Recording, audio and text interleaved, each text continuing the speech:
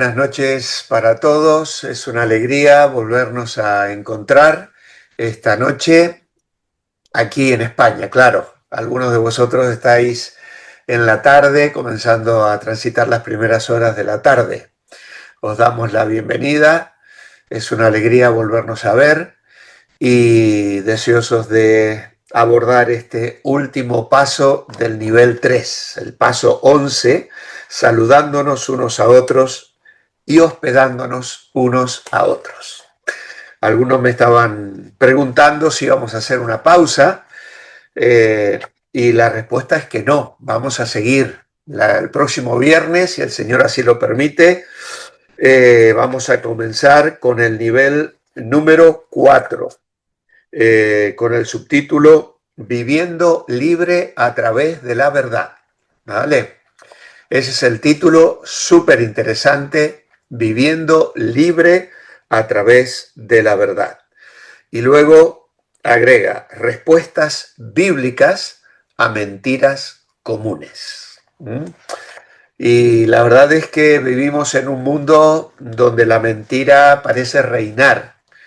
Y tristemente, algunas de esas mentiras nos atan, ¿eh? Nos impiden vivir la libertad que podemos experimentar en Cristo. Y Jesús dijo, si elijo libertares, seréis verdaderamente libres. Y la verdad de Cristo, que es Él mismo, yo soy el camino, la verdad y la vida, es la que nos trae verdadera libertad. Así que son 12 lecciones, 12 pasos que vamos a estar mirando en relación a descubrir estas mentiras que Satanás utiliza astutamente. Alguien dice que sabe más por viejo que por diablo, ¿no? Y lleva tantos siglos engañando a los cristianos que dejan de vivir la plenitud de la vida cristiana que Jesús nos vino a dar. Si el Hijo, Jesús dijo, he venido a que tengáis vida y vida en abundancia. ¿Vale? Así que os animo, ninguno está obligado a continuar. Tenéis toda la libertad, si alguien quiere dejar de participar, nadie está obligado, esto es completamente voluntario, ya lo sabéis. Yo el lunes os voy a mandar el manual en PDF para que tengáis varios días para imprimirlo, encuadernarlo. Yo lo tengo siempre encuadernadito, como veis aquí, o por lo menos ponerlo en una carpeta. Las hojas sueltas terminan perdiéndose, ¿vale? Entonces, por lo menos se lo podéis encarpetar o de alguna manera prensar con clips, etcétera, para mantener las hojas juntas, y es un material que os puede servir en cualquier momento para consultar o incluso para aconsejar y enseñar a otra persona, a un hermano, la fe, a un familiar, a cualquiera que veáis que necesita conocer de estos temas. Muy bien, pues vamos a poner este tiempo en las manos del Señor. Vuelvo a saludar a los que están entrando en este momento y damos gracias al Señor de podernos reencontrar hoy. Amado Padre, gracias te damos por estar juntos hoy a través de este medio que nos permite comunicarnos en la distancia, Señor. Separados por miles de kilómetros, pero unidos en un mismo espíritu, formando parte de una misma familia, la familia de Dios. Háblanos al corazón, Señor. Gracias por los temas que hemos estado estudiando en este tercer nivel, y al hablar hoy sobre este último paso, pedimos que alumbres nuestra mente y corazón. Oramos agradecidos en el nombre del Señor Jesucristo. Amén. Muy bien, pues vamos entonces a compartir la pantalla. A ver si la comparto bien, sin equivocarme. Esto es lo que tengo que poner allí. Muy bien, ahí estamos. Vale, muy bien. Yo tengo aquí, a ver si puedo seguir viendo. Ahí está. Muy bien.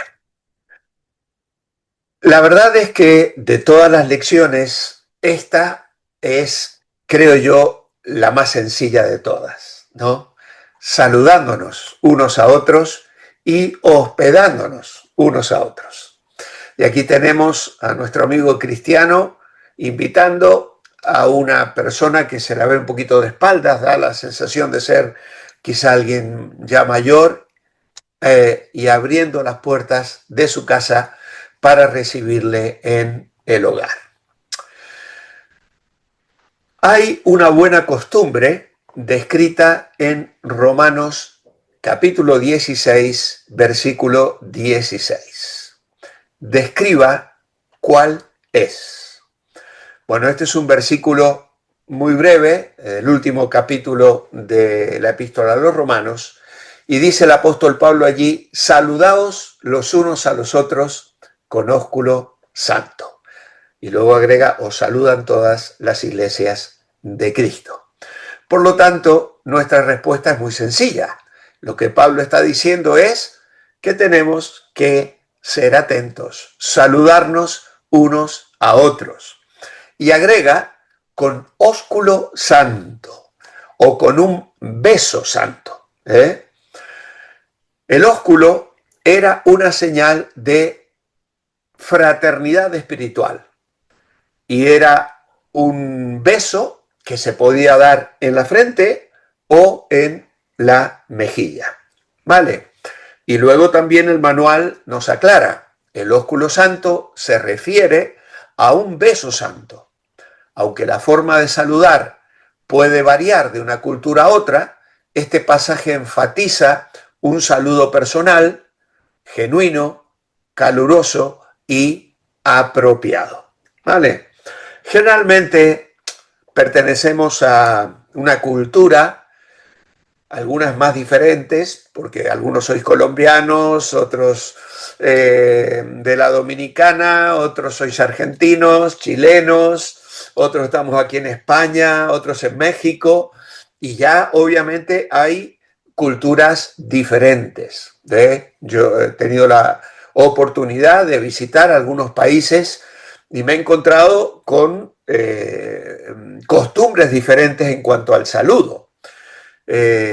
Los argentinos, por ejemplo, son muy besucones. ¿Sabéis lo que quiero decir? Todo el mundo se saluda con un beso. Aquí en España, los hombres generalmente no se saludan con un beso. Incluso hace unos años atrás, cuando con Eli llegamos a pastorear la iglesia aquí, nos encontramos con una diferencia muy notoria con las costumbres que traíamos de Argentina. Y ahora, cuando regresamos a Argentina, a veces nos sentimos incómodos con la forma en que los argentinos te saludan. Te dan un beso al llegar, un beso al irse, un ratito después, 2 horas después vuelven a venir y otra vez te vuelven a dar un beso. Y claro, eso para nosotros es algo extraño, porque aquí en España ya no se lleva tanto, aunque hay gente que te saluda con un beso, pero si te lo dieron en la mañana, no te lo van a dar en la tarde. Ya te vieron en la mañana, así que a la tarde no van a volver a darte un beso, ¿vale? Pero en Argentina parece que esto es una cosa más así. Y eso marca algunas, que hablar de otras culturas donde la expresión del saludo puede ser incluso más diferente. Por ejemplo, hay culturas donde un hombre no le va a dar un beso a una mujer, por ejemplo. Nosotros aquí en España sí tenemos la costumbre de saludarnos con un beso, darnos la mano y también un beso, en fin. Hay quienes lo hacen, hay quienes no, y uno más o menos va intentando respetar. Besar a los amigos en la frente, en la mejilla o la barba, en el caso de la cultura judía y culturas orientales, era común en el Antiguo Testamento. Los judíos en la Iglesia del Nuevo Testamento preservaron esa práctica que resultó ser muy significativa para creyentes nuevos que incluso eran repudiados por sus familiares a causa de su fe. Y claro, el ósculo, el beso, era una señal de fraternidad espiritual. Ahora, yo he agregado unas notitas que me parecieron interesantes y que no las tenéis en el apunte, así que si tenéis boli, os recomiendo que lo uséis, porque os voy a poner aquí un extra, una notita aclaratoria. Hay tres pasajes en los que el Nuevo Testamento se refiere al beso. El primero se encuentra en Lucas capítulo 7, versículos 36 al 50. ¿Qué es lo que sucede allí? Jesús le dice a su anfitrión, Simón el fariseo, beso no me diste. Pero ella, esa mujer que había entrado a ungir con los pies del Señor y a llorar sobre sus pies y a secarlo con sus cabellos, dice, desde el momento en que entré, no ha cesado de besar mis pies. Así que ahí ya tenemos un ejemplo de una costumbre, pero la lección que Lucas 7 nos deja es que no solo debe haber afecto, sino que debe ser expresado.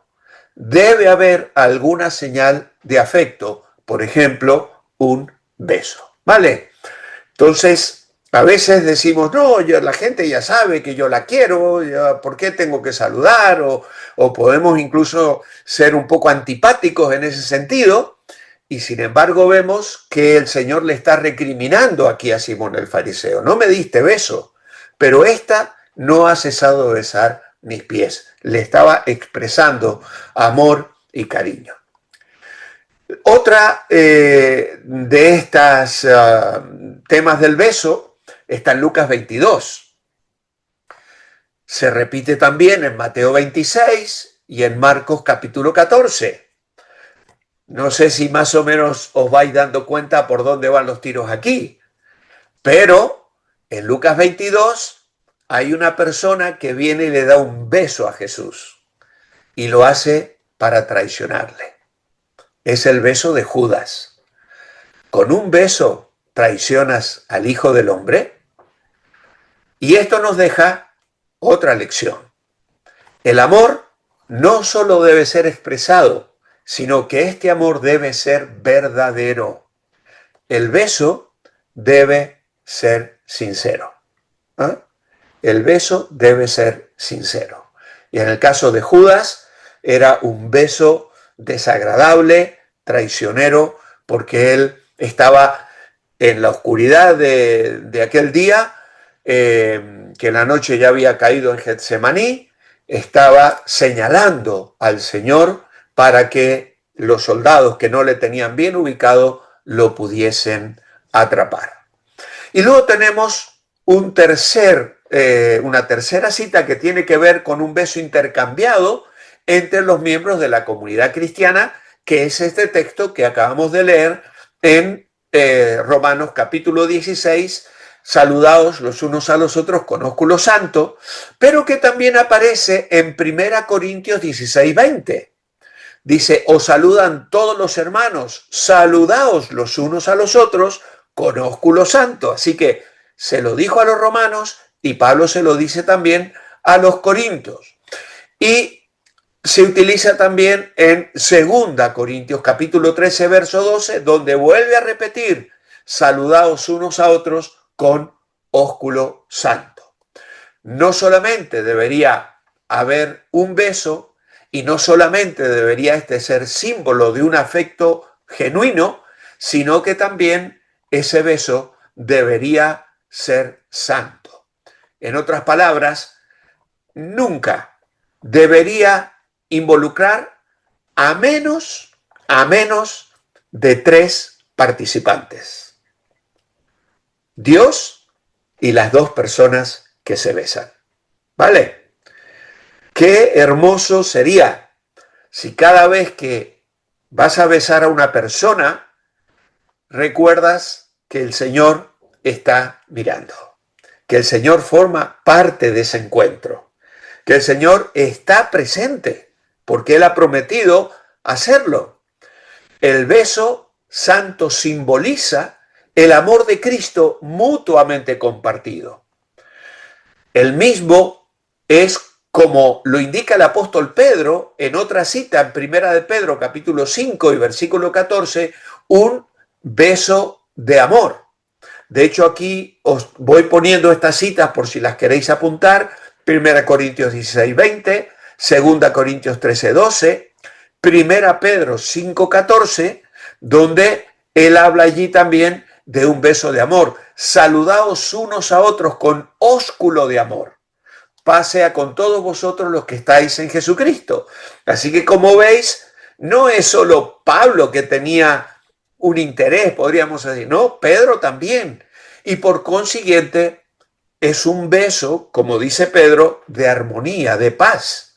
Si esto se entiende correctamente, los creyentes no omitirán deliberadamente besar a aquellos que no le caen bien. Vas a retirarle el saludo a un hermano porque no es precisamente de los que te gustan más o con los que te llevas mejor. ¿Eh? A veces, a veces tenemos esa actitud, tristemente, ¿no? Y no tenemos que ser selectivos en este sentido, porque la Biblia nos llama a amar aún aquellos que no me gustan tanto. Y el beso es para todos los miembros. En 1 Tesalonicenses 5:26, el apóstol Pablo dice: saludad a todos los hermanos con ósculo santo.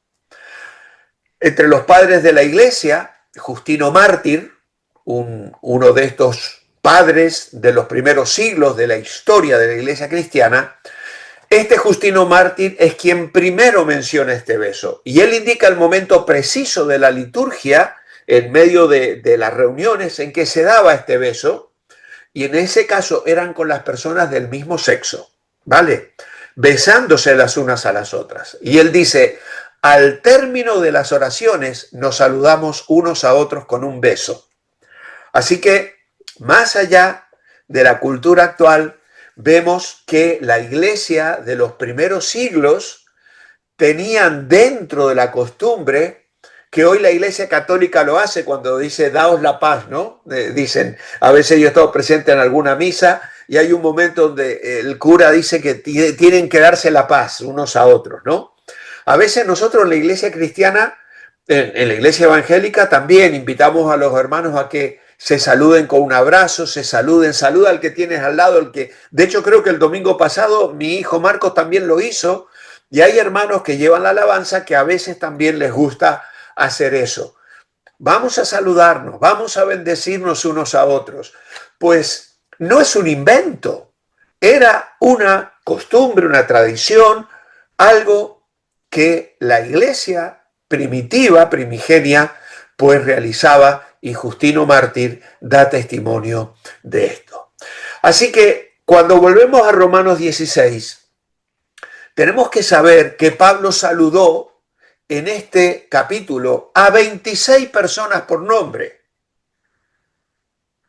También hay otros dos creyentes que son anónimos, que les menciona y no da su nombre, y también saludó a varias iglesias que se congregaban en los hogares.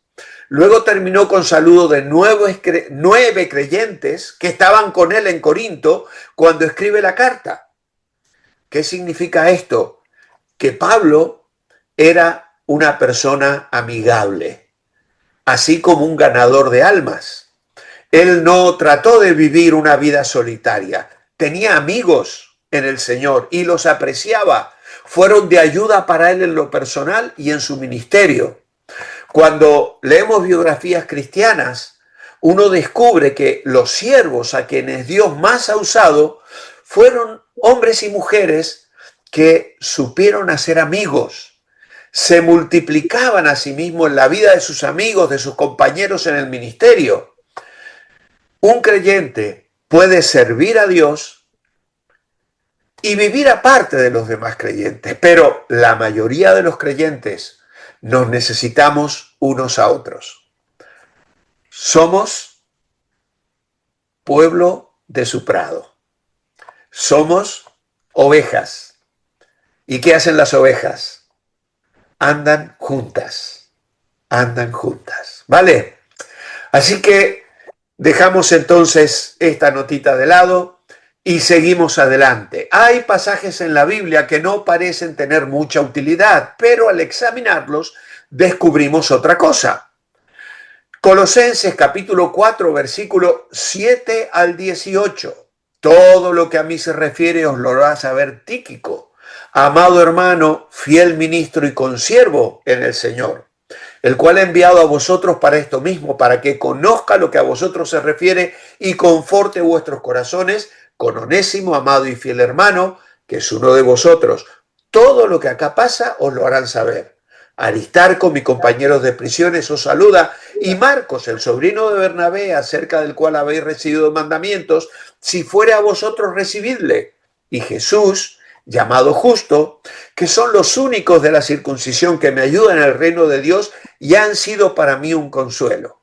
Os saluda Epafras, el cual es uno de vosotros, siervo de Cristo, siempre rogando encarecidamente por vosotros en sus oraciones, para que estéis firmes, perfectos y completos en todo lo que Dios quiere.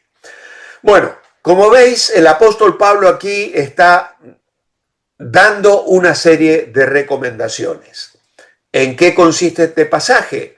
En una serie de saludos, informes de personas, recomendaciones acerca de la forma de recibir en casa y hospedar en comunión práctica y ser de consuelo. Porque básicamente esto es lo que él les va a estar diciendo. Dice que Epafras tenía gran solicitud por vosotros y por los que están en Laodiceas y los que están en Hierápolis. Es decir, está mostrando cómo este hombre Epafras tenía una actitud de amor, de interés, de deseo de bendecir y de apoyar en oración a aquella iglesia. Ahora, ¿por qué está este pasaje en la Biblia? ¿Qué podemos aprender de él? Bien, que es muy importante contar aquellas noticias que edifican, bendicen acerca de otras personas, siervos del Señor. Claro, el apóstol Pablo aquí les va a estar dando mucha información. Saludos y despedidas que muchas veces las consideramos un mero formalismo, un asunto del protocolo y nada más.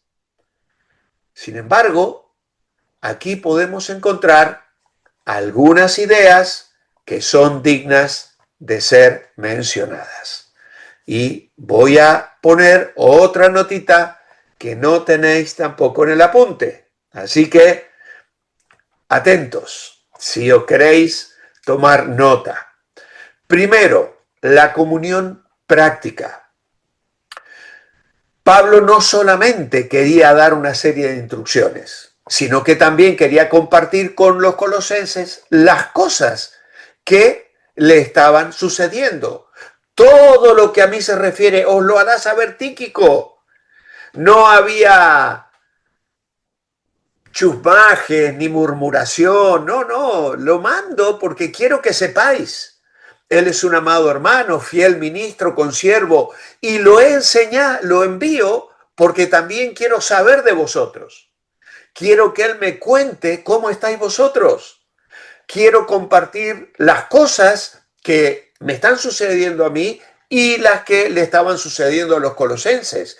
Y eso le da a la carta de Pablo una tónica de carácter personal y de humano a la carta. La comunión real y práctica entre los cristianos verdaderos y maduros es la de dar y recibir, con el propósito de compartir lo que a él le estaba pasando. Junto con su grupo misionero, envía a Tíquico, a quien lo califica de tres maneras. Amado hermano, que dice cuál es la relación que tenía con Pablo. Luego dice fiel ministro, que nos hace ver la relación que tenía con la iglesia, servía al Señor sirviendo a los hermanos. Y consiervo o colaborador en el Señor, que resalta que era humilde y que trabajaba hombro a hombro con Pablo. Fiel, consiervo y colaborador. El otro personaje del que va a hablar es Onésimo, el esclavo que se había convertido en la prisión y ahora regresaba a donde su amo Filemón, ya no como siervo, sino como un esclavo. El apóstol tenía dos propósitos: dar información y dar consolación y ánimo. Y este personaje, Onésimo, del que luego vamos a conocer mucho más por lo que Pablo le escribe a Filemón, pues es también un hombre fiel, que tenía una relación con Dios y era amado, y habla de su relación con Pablo. Además era parte de la congregación y Pablo insiste que ellos serán los que le comunicarán lo que tanto Onésimo y Tíquico, lo que él estaba experimentando. Pero también hay no solo una comunión práctica, sino también un círculo de consuelo. En el verso 10 de Colosenses 4 leemos: Aristarco, mi compañero de prisiones, os saluda. Marcos, el sobrino de Bernabé, acerca del cual habéis recibido mandamientos, si fuera a vosotros recibirle. Jesús llamado Justo, que son los únicos de la circuncisión que me ayudan al reino de Dios y han sido para mí un consuelo. Os saluda Lucas, el médico amado, y Demas. Hay 5 personajes, muchos de ellos bastante conocidos. Aristarco era un compañero de todo el trabajo de Pablo y ahora parece que estaba en prisión también con él. Marcos, aquel muchacho que en un comienzo no era apto para el trabajo porque había abandonado a Pablo y Bernabé en el primer viaje y cuando fue a empezar el segundo, Pablo no le quiso llevar, pero Bernabé trabajó con él y ayudó en su restauración y ahora es recomendado y más tarde Pablo lo va a solicitar que venga, le va a decir en 2 Timoteo 4:11 a Timoteo. Me es necesario tener a Marcos, me es útil en el ministerio. Luego tenemos a Jesús el Justo. A este no se le menciona en ninguna otra parte del Nuevo Testamento.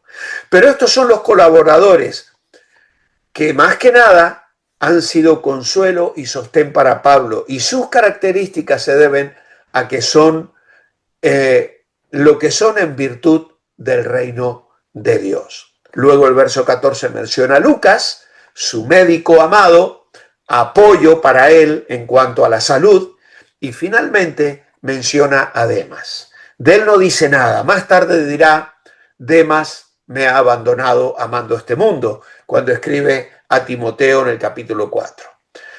Pablo podía gozar de comunión con las iglesias y también con personas específicas que traían bendiciones y que también provocaban conflictos, como todos los hombres, todos los seres humanos, ¿vale? Así que pensando entonces en el pasaje, decida si las siguientes afirmaciones son falsas o verdaderas. Muy bien, aquí os voy a invitar a que, si os animáis, abráis vuestro micrófono y me ayudéis. ¿Es falso o verdad la primera? Pablo amaba a los cristianos en Colosas. Verdad. Verdad, por supuesto. Está muy fácil, ¿eh? Después lo que hemos dicho, malo sería que dudáramos de esto, ¿no? Saludar es solamente una costumbre superficial de cortesía. Falso. Falso. Es falso. Claro que no. ¿Cómo no vamos?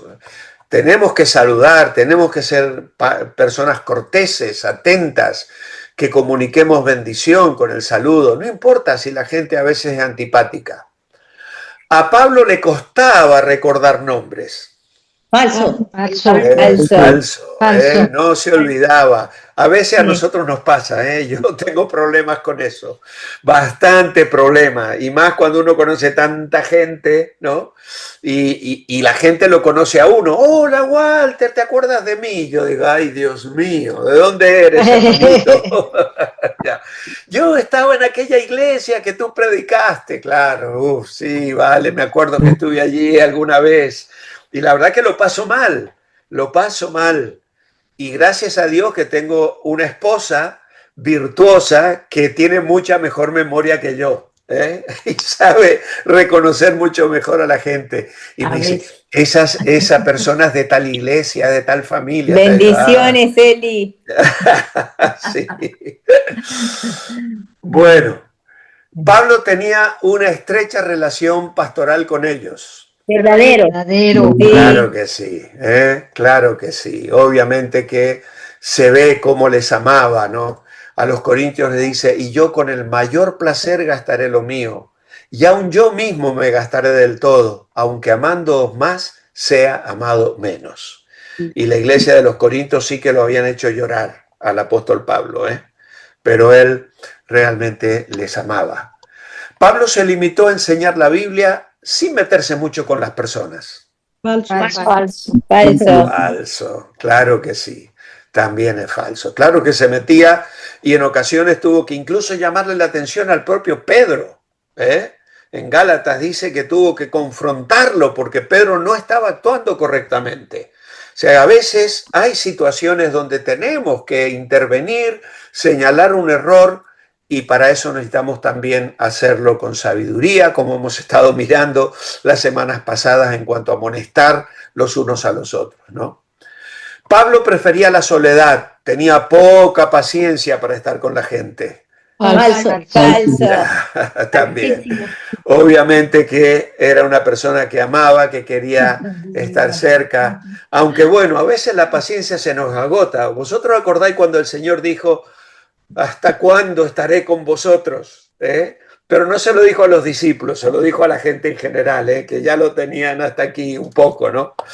A veces sí, a veces necesitamos un poco de soledad, y de hecho hubo ocasiones donde el Señor se llevó a los discípulos aparte, porque necesitaba estar a solas con ellos, ¿no? Y todo tiene su lugar en la vida, ¿no? Todo tiene su momento, pero eso no significa que no tuviera paciencia. Pablo la tenía y realmente no prefería la soledad. Pablo usó los saludos para estimular a los hermanos. Verdadero. Verdadero. Muy bien, claro que sí. Usó los saludos y vemos realmente cómo aquí a los romanos, a los corintios y luego en estas cartas tan personales, colosenses, filipenses, son cartas donde uno percibe el latido del corazón del apóstol Pablo. Dice, apunte algunas palabras de estímulo que Pablo usó en sus saludos. Estamos aquí en Colosenses 4. Colosenses 4, versículo 7. Amado hermano y fiel ministro, consiervo del Señor. Muy bien. Así que Tíquico era un amado hermano, fiel colaborador, consiervo en el Señor. Qué hermosa manera tenía Pablo de describir a este compañero de ministerio, ¿no? En el verso 9, ¿de quién habla? Onésimo. Onésimo. Y también dice, amado y fiel hermano, que es uno de vosotros. Uno de vosotros. Y aquí está escribiendo a los colosenses. Y luego, cuando uno estudia la carta a Filemón, descubre que probablemente estaban en Colosas y se reunían en la casa de Filemón. Y era uno de ellos, a pesar de que había huido de allí, le había hecho un gran perjuicio a Filemón, que era su dueño, su amo, ¿no?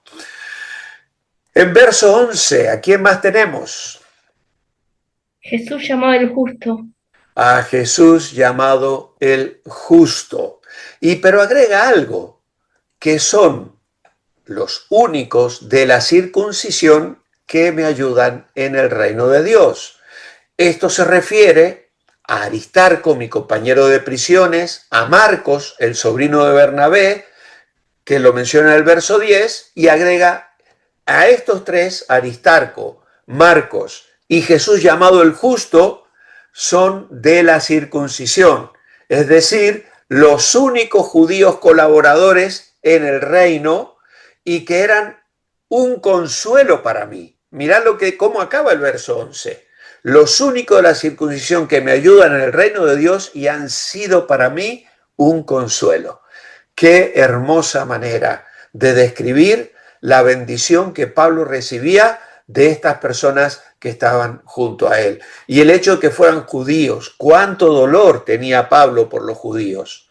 Los judíos que le rechazaron, que rechazaron a Jesús, los judíos a los cuales él iba a las sinagogas para predicarles el evangelio y que se rebotaban y levantaban rebeliones como sufrió en Éfeso y en Tesalónica y en Filipos, es decir, los judíos tristemente, pero ver que habían judíos cristianos y que colaboraban con él llenaba de aliento y consuelo su corazón. Y en el verso 12 dice, os saluda, ¿quién? Epafras. Epafras, es uno de vosotros, siervo de Cristo, siempre rogando encarecidamente por vosotros en sus oraciones para que estéis firmes, perfectos y completos en todo lo que Dios quiere. Así que este es un hombre que oraba por firmeza, santidad y madurez. Fijaos vosotros los motivos de oración que tenía Epafras. A veces no está mal que oremos por la salud de los hermanos, que oremos que Dios les dé trabajo, que les vaya bien el estudio. Obviamente son necesidades y tenemos que orar por eso, ¿no? Pero fijaos los motivos de oración de Epafras. Firmes, perfectos y completos, maduros. Es decir, que haya santidad, que haya firmeza, que haya vidas que honren el nombre del Señor. Y luego el versículo 14. Los saludan Lucas y Demas. Lucas y Demas. Lucas, el médico amado, y Demas, ¿no? Así que aquí comparte los saludos recibidos de este médico y Demas. En este sentido, es Lucas el que está mandando saludos, ¿no? O saluda a Lucas, está aquí conmigo.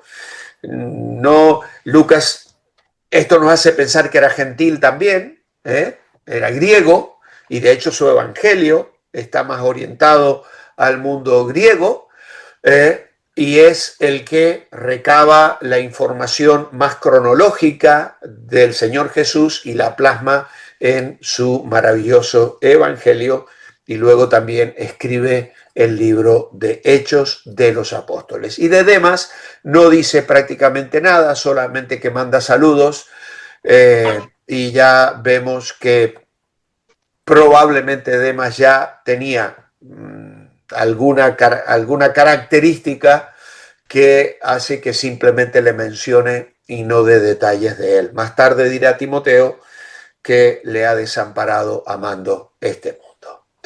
Luego de todo esto tan interesante, ¿no? Y tan hermoso, la lección que tenemos delante nos clava el aguijón. Son muy oportunos en este manual. ¿Qué dirían otros de usted? ¿Es usted una persona fría o amigable? Califíquese en una escala del 1 al 5.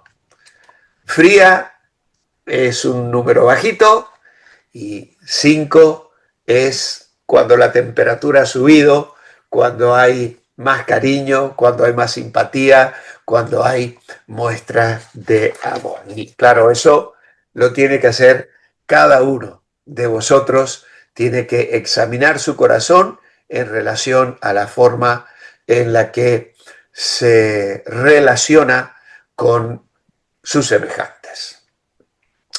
Hospedándonos unos a otros. Estamos en la página 27 y ya prácticamente la lección rápidamente nos lleva hacia el final. Según Primera de Pedro 4:9, debemos practicar la hospitalidad sin murmuraciones. Dice, hospedaos los unos a los otros sin murmuraciones, sin hablar así por lo bajito, quejándome. Aunque hay personas que nos atienden bien, su cara revela si su hospitalidad es genuina o no. Qué triste es. Hace unos meses atrás con Eli estuvimos hablando con una persona, no sé si, que nos contaba eso, de que ella recibe la ayuda de otro matrimonio que le trasladan en su coche y tal, pero esa persona nos decía que ella percibe que uno de ellos lo hace de mala gana. Qué triste, ¿no? Qué triste cuando necesitas una ayuda y te la brindan, pero te la brindan mascullando, ¿no? Con incomodidad. Preferirían no tener que hacerlo, o por lo menos uno de ellos preferiría no hacerlo. Es triste cuando un matrimonio está así dividido, no tienen el mismo sentir de servicio, de gozo, de bendecir a una persona. Claro, el apóstol aquí en 1 Pedro 4 va a decir que hay que practicar la hospitalidad sin murmuraciones, y luego va a hablar de que cada uno según el don que ha recibido ministra a los otros, etcétera, etcétera.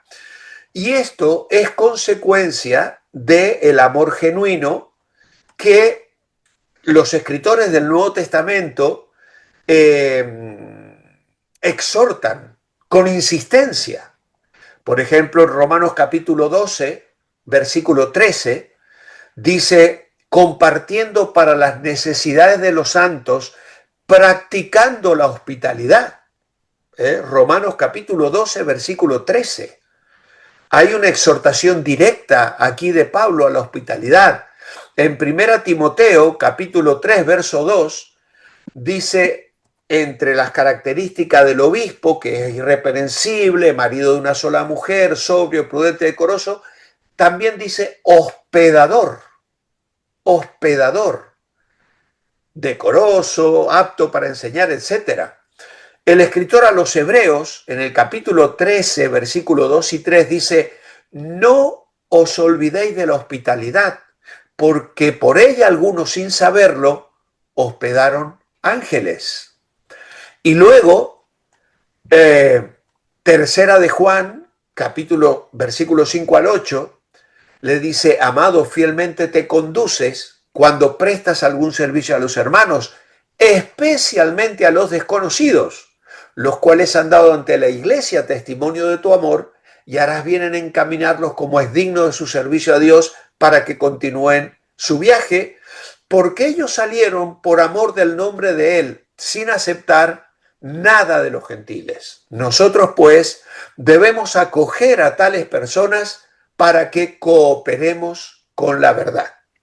Así que, Romanos 12:13, lo vuelvo a repetir porque no lo he apuntado. 1 Timoteo 3:2, Hebreos capítulo 13, verso 2 y 3 Juan, versos 5 al 8, ponen la práctica de la hospitalidad como una exhortación. Y esto era muy relevante porque en aquellas épocas habían misioneros itinerantes que habían dejado todo para dedicarse a la obra. Y claro, cuando la iglesia comenzó a cumplir esta recomendación, ¿qué pasó? Comenzaron a aparecer abusos. Y hay dos testimonios de los últimos del siglo I y del comienzo del segundo siglo de nuestra era, donde, por ejemplo, Clemente de Roma, otro de los padres de la iglesia, escribe a los fieles de la iglesia de Corinto y dice, ¿quién no admiró vuestra piedad en Cristo, tan sensata y templada, ¿quién no pregonó la magnífica costumbre de vuestra hospitalidad? Así que él está destacando aquí cómo esos cristianos habían puesto en práctica esas exhortaciones. Pero luego se habla de los abusos a los que esta virtud, esta bendición, esta práctica llevó. Y entonces, en la Didache, que es la doctrina de los 12 apóstoles, dice lo siguiente: todo el que llegare a vosotros en el nombre del Señor sea recibido. Luego, examinándole, le conoceréis, pues tenéis inteligencia por su derecha y por su izquierda. Si el que llega es un caminante, ayudadle en cuanto podáis. Sin embargo, no permanecerá entre vosotros más de 2 días, o si hubiese necesidad, 3. Mas si quisiere establecerse entre vosotros y tiene un oficio, que trabaje y así se alimente. Mas si no tiene oficio, proveed conforme a vuestra prudencia, de modo que no viva entre vosotros ningún cristiano ocioso. Caso que no quisiere hacerlo así, es un traficante de Cristo. Fijaos cómo lo menciona. Estad alerta contra los tales.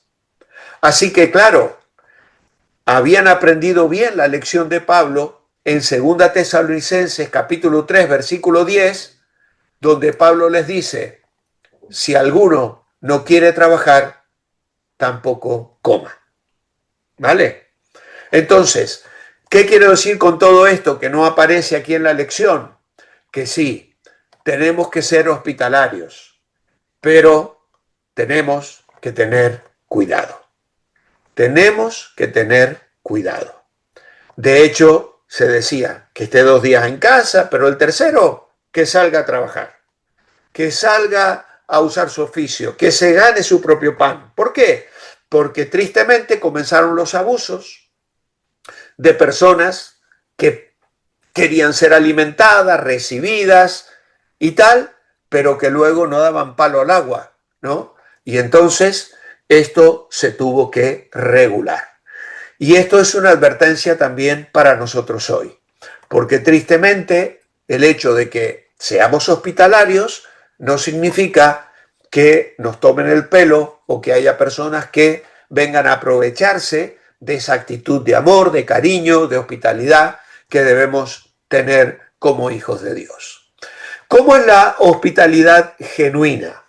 Para contestar esta pregunta, medite las siguientes afirmaciones, marcando si son falsas o verdaderas. Así que ahora, ya que hemos hecho la primera prueba, la volvemos a repetir. Podéis abrir vuestros micros y ayudarme con los falsos o verdaderos. La hospitalidad requiere la habilidad de hacer una buena taza de café. Falso. Falso. Verdadera. Verdadera, falsa.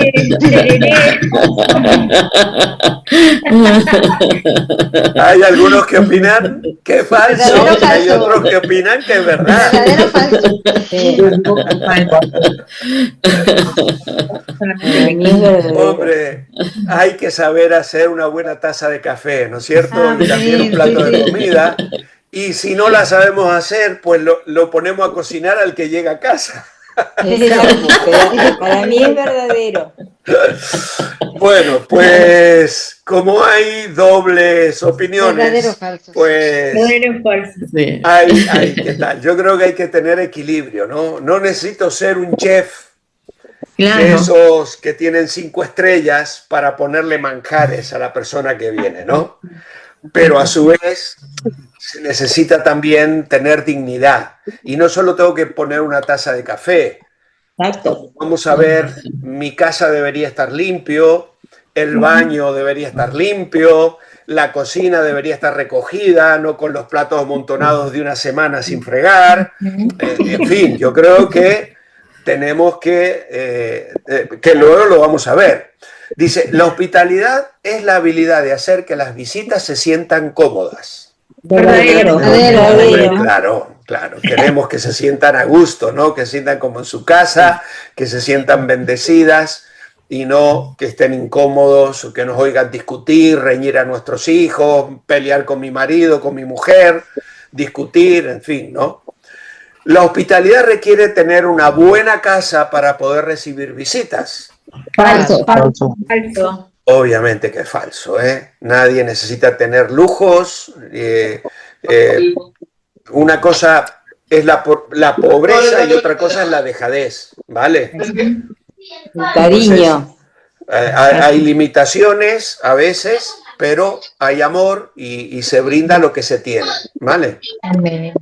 La hospitalidad viene del corazón. Es una manera de expresar amor por los demás.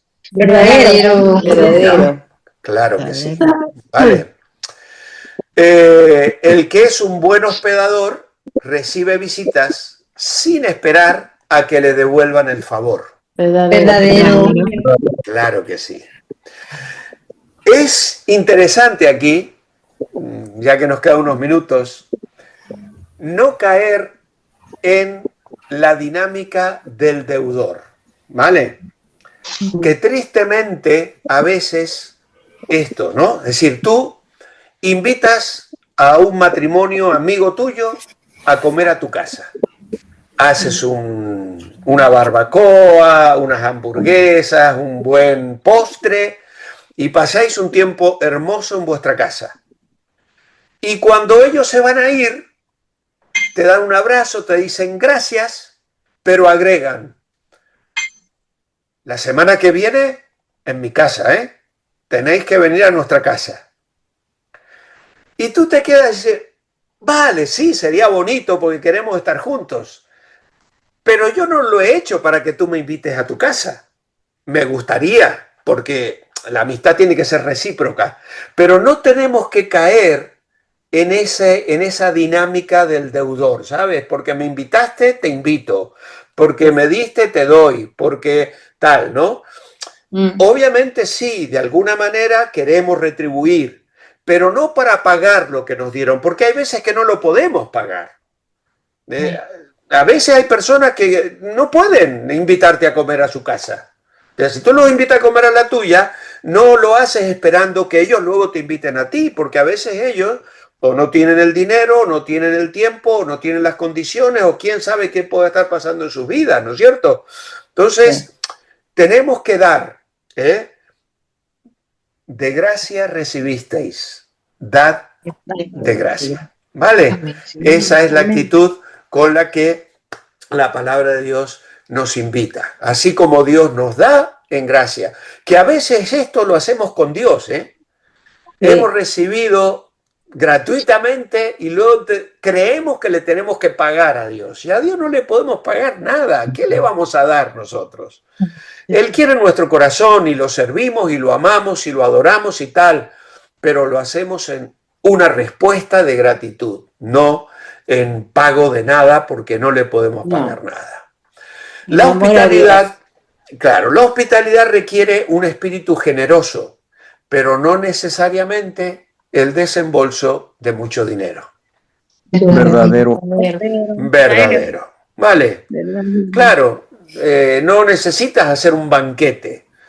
Tú recibes a una persona y haces la comida que ibas a preparar para ti. Si puedes y quieres honrarle y tienes las posibilidades, con alegría lo haces, ¿no es cierto? Pero no es una obligación. Eso es algo que también tenemos, porque hay veces que hay gente que no invita nunca a nadie a su casa, ¿no? Porque creen que si invitan a alguien tienen que hacer un desembolso, un gasto, una cosa, y no se trata de eso. Se trata de la amistad, se trata de dar de lo que tenemos y bendecirnos unos a otros. La hospitalidad es algo que tenemos que hacer aún sin querer. Verdadero. Verdadero. Ya. Aquí, bueno. Verdadero o falso.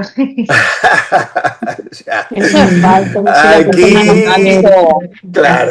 Eso es falso. Oye, hay veces que nos vemos obligados, ¿eh? A veces hay situaciones donde no quisiéramos, pero hay que echar una mano, hay situaciones de enfermedad, alguien está en el hospital y los niños quedan solos en casa y te los tienes que traer a tu casa aunque te venga mal, aunque tengas que tirar un colchón y no sepas dónde vas a sacar para darles de comer, vas a comer menos tú. A veces tenemos que hacerlo a contramarcha, como se suele decir, o sea, no nos es fácil hacerlo.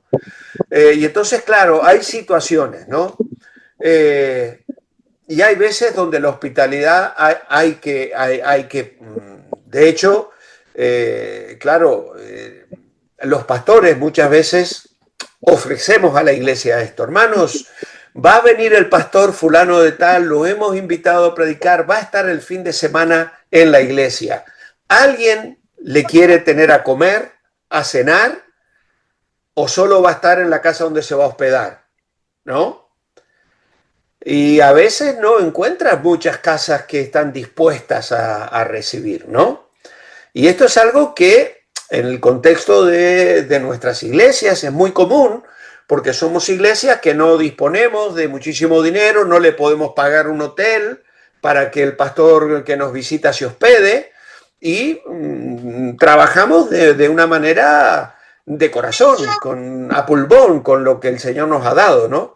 Entonces es muy importante que la iglesia sea hospitalaria y que haya hermanos que se ofrezcan y digan, contad conmigo, yo me lo llevo un día a cenar. Y otro dice, yo me lo llevo un día a comer. Y así se nos hace fácil a todos. Y no le cae solo a una persona que es la que brinda su casa y tal. Se reparte de esta manera el trabajo, ¿vale? Y finalmente, la hospitalidad no necesariamente requiere que inviten a alguien a su casa. Verdadero. Claro, yo tengo que ser hospitalario y no siempre implica eso, que yo tengo que estar invitando a alguien a mi casa, tengo un corazón dispuesto, disponible, y la hospitalidad a veces implica que me hagan una visita, me toquen el timbre y me digan, vengo a tomar un café contigo, o un mate, diría yo, ¿no? Entonces, ven, pasa, hermano, me alegro de que llegues, ¿no? Ven, siéntate, vamos a charlar un ratito, ¿no? Al fin de cuentas, es un poco lo que acontece en la salvación. Jesús dijo, yo estoy a la puerta y llamo, si alguno oye mi llamado, abre la puerta, entraré a él, cenaré con él y él conmigo, ¿no? Era una invitación a una iglesia que tenía el Señor afuera, ¿no? Y entonces a veces tenemos que tener esta actitud. Muy bien, muchas personas viven vidas solitarias, puede ser que no tienen familia o amigos, aún los que tienen amigos muchas veces sienten la necesidad de un contacto personal con otros. Precisamente por esto la hospitalidad es importante, porque hace que las personas sientan que alguien se interesa por ellas. Van a la iglesia buscando a Dios, pero también calor humano. Y entonces, ¿cómo son recibidas las visitas en su iglesia? ¿Vale? Hay personas dispuestas para saludarles y guiarles, hay quienes se acercan a saludarles y hacerles sentir cómodos, ¿vale? Fue muy bonito el domingo pasado, los que habéis seguido el culto de la Iglesia Revive, sabéis que el último domingo de mes hacemos una canción y se predica la palabra y luego se corta la emisión. ¿Por qué? Porque nos quedamos a tomar un café, a charlar 10, 15 minutos allí con un bocadillo que los hermanos traen y se comparte. Y luego celebramos la Cena del Señor, la que se celebra todos los domingos, pero es una reunión diferente porque es abierta. Y entonces hay hermanos que piden una canción, otros hacen una oración, otros leen un texto bíblico y comparten un testimonio. Y el domingo pasado se puso en pie una hermana que ha venido él. ¿Y de dónde ha venido ella? ¿Te acuerdas? Vida. De Guatemala. De Guatemala. Ha venido de Guatemala, ha llegado recientemente y se puso en pie y dijo, gracias hermanos, porque en esta iglesia me he sentido en familia. Fue muy bonito escucharle a esta mujer decir eso. Y les quiero avisar que ahora me voy a ir a trabajar durante varias semanas a otra provincia, así que no os extrañéis que no venga, porque voy a estar trabajando, pero ya volveré. Y le doy muchas gracias a Dios por la familia de Dios. y esto realmente es muy hermoso cuando sucede. Así que luego nos sugiere, apunte algunas ideas de cómo pueden hacer que las visitas se sientan bienvenidas y cómodas en la iglesia. Y yo he apuntado aquí algunas: cuidando la recepción con atención, tener tarjetas con palabras de bienvenida, ofrecer ejemplares de la Biblia ayudándoles a buscar en ella. A veces si ves que es una persona que no conoce a nadie, que no tiene Biblia, pues te acercas con tu Biblia, a lo mejor no sabe buscar, tú le buscas la cita que el predicador está señalando, etcétera, ¿no? Y también preguntando si hay alguna necesidad que la iglesia pueda suplir. Es decir, ¿qué podemos hacer contigo? ¿Tienes alguna necesidad? Etcétera, etcétera. Así que, hermanos, con esto entonces llegamos al final de nuestra clase de hoy. Tenemos otros falsos y verdaderos que lo vamos a pasar rápido. La iglesia no es solo un lugar de recibir enseñanza, también es un lugar para relacionarnos con otros cristianos. Nuestras palabras pueden ser de gran estímulo para otros y muchas personas buscan la iglesia para encontrar el calor humano. Así que son 3 verdades que están señaladas ya al inicio de nuestra lección. Algunas personas le hacen sentir en casa, otros le hacen desear estar en casa. Tristemente, esto a veces digo, ¿cómo desearía estar en mi casa y no estar aquí? Porque lo estoy pasando mal, estoy incómodo por los comentarios o las conversaciones o las cosas que hay, y eso es muy triste. Hay gente que abusa de nuestra hospitalidad. Medite en el siguiente proverbio de Swahili de África, que dice: trate a su huésped como visita por 2 días, después dele un asadón, dele una pala, o dele un pico, trátele como huésped por 2 días, después póngalo a trabajar, ¿vale? Es decir, que no puede venir y a sentarse. Nada, con esto acabamos nuestra clase de hoy, ¿vale? Listo. Muy bien, hermanos, bendiciones para todos. Muy buenas noches, muy buenas tardes. Bendiciones, buenas Adiós. noches. Bendiciones, pastor. Bendiciones, buenas noches para todos. Gracias, Bendiciones, pastor. hermana. Gracias, pastor. Gracias. Gracias, hermana.